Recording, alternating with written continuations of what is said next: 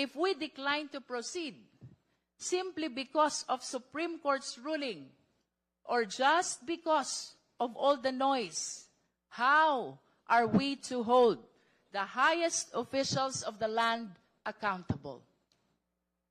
Kung hindi tayo gagalaw ngayon, paano natin pananagutin ang mga pinakamataas na opisyal ng bansa? The Constitution provides only one mechanism for addressing serious allegations against impeachable officials, and that is by way of impeachment. Iyan ang itinakdang proseso. Iyan ang malinaw na landas.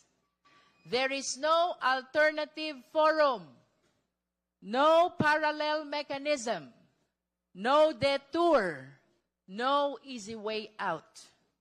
If we refuse to properly examine the impeachment complaints before us, we are not preserving stability. We are weakening accountability.